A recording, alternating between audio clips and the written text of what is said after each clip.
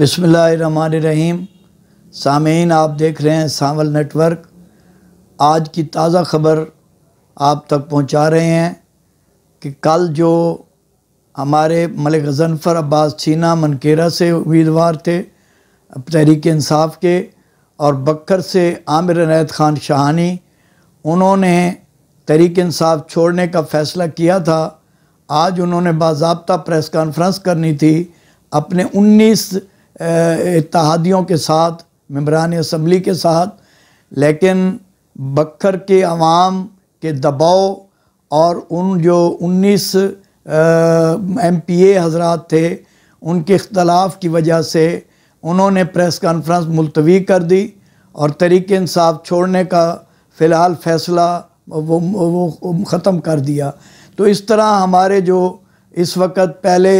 सनाउल्लाह खान मस्ती खैल, अमीर मोहम्मद ख़ान और इरफानुल्लाह खान नियाज़ी वो तहरीक इंसाफ के साथ मजबूती से खड़े हुए थे। उनके घरों पर पुलिस के छापे भी लग रहे थे, उनको पकड़ने की कोशिश भी की जा रही थी, उन्हें हरासा करने की कोशिश भी की जा रही थी। अब जब रात से इन दो अफराद ने भी तहरीक इंसाफ छोड़ने से इनकार किया है, तो अब रात गए भी और अब जो मलिक गज़नफ़र अब्बास छीना के डेरे पर और आमिर इनायत ख़ान शाहानी के डेरों पर छापे लग रहे हैं उन्हें गिरफ़्तार करने के लिए। और बड़ी हैरान कुन बात है कि ये बात पुलिस के इल्म में है कि वो लोग यहाँ पर नहीं हैं और वो लाहौर या जहाँ भी हैं बक्कर में नहीं हैं, लेकिन फिर भी उनके डेरों पर छापे जारी हैं। तो मैं ये समझता हूँ कि ये कोई अजीब व गरीब ही बात है। और फिर इस सिलसिले में मैं एक बात ज़रूर करूँगा जो कि मेरे ख़्याल में हुकूमत के लिए बड़ी गौर व फ़िक्र की बात है कि 85 में गैर जमाती इंतखाबात ज़िया दौर में हुए, फिर 88 में इंतखाबात हुए, तो उस वक़्त फिर हुकूमत मार्ज़ वजूद में आई। और बक्कर में जो इत्तेहादी थे तो 90 में जो पूरे पंजाब, पूरे मुल्क और ख़ुसूसन हमने बक्कर की उस वक़्त जो सूरत हाल देखी, तो एक जो ग्रुप ज़ेर अताब था और दूसरा जो बरसर इक़्तिदार लाना था जिसे मकसूद, तो उनसे वो वोटरों को भी तोड़ रहे थे, उम्मीदवारों को भी तोड़ रहे थे। उस वक़्त जोड़ तोड़ करके उन्होंने एक ग्रुप बनाया और उस वक्त के डिप्टी कमिश्नर जो बक्कर में तैनात थे, उन्होंने जो मुखालिफ ग्रुप को हाथ मिलाता था उस पर भी पर्चा कर दिया जाता था। तो इस तरह उन्होंने उन ग्रुप को कामयाब तो कराया, लेकिन बाद अज़ां जब 1993 में कौमी इलेक्शन हुए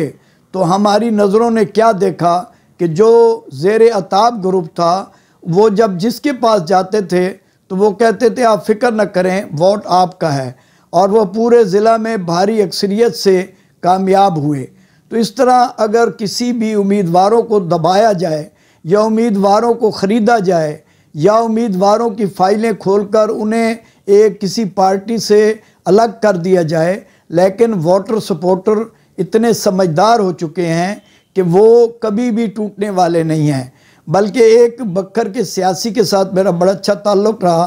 तो वो बताया करते थे कि काफ़ी अरसा कबल कि हम जिस पर पर्चा करवा देते थे वो शख्स हमारे साथ आ जाया करता था, और फिर कई अरसे बाद उन्होंने यही बात कही कि अब जिस पर पर्चा करवाया जाए वो डट जाता है, कहता है ठीक है पर्चा तो वही है जो मैंने भुगत लिया है, तो अब मैं तुम्हारे साथ नहीं दूंगा। तो मैं ये समझता हूँ कि ये जो तरीक़ाकार अपनाया जा रहा है, चादर चार दीवारी की जो तकद्दुस को पामाल किया जा रहा है, जो घर वालों को जिनको गिरफ़्तार करना है उन्हें जो तंग किया जा रहा है, तो ऐसे कभी पार्टियां नहीं बना करती और कभी पार्टियां नहीं टूटा करती। कितने आप साबका अदवार में देखें कि मुस्लिम लीग के साथ और इसी तरह पीपल्स पार्टी के साथ या दीगर पार्टियों के साथ क्या कुछ नहीं हुआ, उन्हें कितना ज़ेर अताब रखा गया, लेकिन बिल आखिर वो पार्टियां, वो शख्सियात ज़िंदा रहीं। तो इस तरह कभी भी न पार्टियां टूटा करती हैं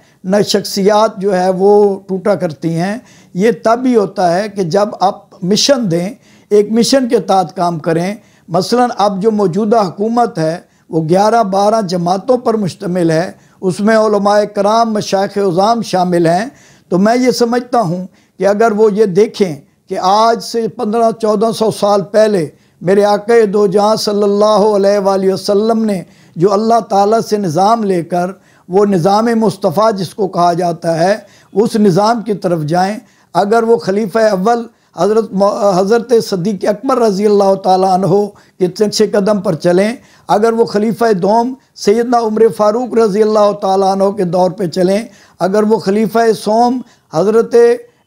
उस्मान गनी रज़ी अल्लाह ताला अन्हो के दौर पे चलें, अगर वो खलीफा चहारम हज़रत मौला कायनात मौला अली अलैहिस्सलातु वस्सलाम के दौर पर चलें, अगर वो खलीफा पंजम खुलफाए राशिदीन जिनमें 5 खलीफे शामिल हैं, हज़रत इमाम हसन अलैहिस्सलातु वस्सलाम के नक्श कदम पर चलें, तो मैं समझता हूँ कि इस मुल्क में एक इनकलाब आ सकता है। और जब तक इस मुल्क में इंसाफ नहीं होगा, बेरोज़गारी का ख़ात्मा नहीं होगा, सूद का ख़ात्मा नहीं होगा, इंसाफ सस्ता और वो हर एक को अपने दरवाज़े पर मिलेगा, और फिर जिस रोज़गार मिलेगा, महंगाई नहीं होगी, लोगों को रोटी कपड़ा और मकान मिलेगा, तो ख़ुद ब खुद निज़ाम दुरुस्त हो जाएगा। इस मौका पर मैं अपने प्यारे चीफ ऑफ आर्मी स्टाफ जनाब जो सैयद भी हैं और सादात का बहुत बड़ा मकाम है, उनसे मैं एक दरख्वास्त करूँगा कि आप शाह साहब, आप चूँकि हज़रत इमाम हसन अलैहिस्सलातु वस्सलाम की औलाद से हैं और डायरेक्ट उनसे फैज़ लेते हैं, जो कि मौला कायनात अली अलैहिस्सलाम के बड़े बेटे हैं, और वो उनसे फैज़ लेते हैं। और मौला कायनात ने चूँकि नबी पाक सल्लल्लाहु अलैहि वसल्लम से फैज़ हासिल किया है, तो आपसे ये मैं ज़रूर गुजारिश करूँगा कि इस मुल्क का वाहिद हल मौजूदा हालात में मुनसिफ़ाना गैर जानिबदाराना इलेक्शन हैं, अगर वो करवा दिए जाएं, ये पकड़ धक्कड़ ये मामलात, किसी को दहशतगर्द करार देना, किसी के घरों को इस्तेपामाल करना, इनको अगर रोक कर वाकई जिन्होंने 9 मई के वाक़े में शामिल हैं फौरी तौर पर उन्हें सज़ाएँ दी जाएं, और बाकी फौरी तौर पर अगर ऐलान कर दिया जाए और मुनसिफ़ाना इलेक्शन करवा के जो भी कामयाब हो जमात उसके हवाले इक़्तिदार कर दिया जाए, तो इब्तदाई मराहिल मेरे ख़्याल में ये मुकम्मल हो सकते हैं और हम अमन की तरफ और इस्तेकाम की तरफ रवां दवां हो सकते हैं। बहुत शुक्रिया।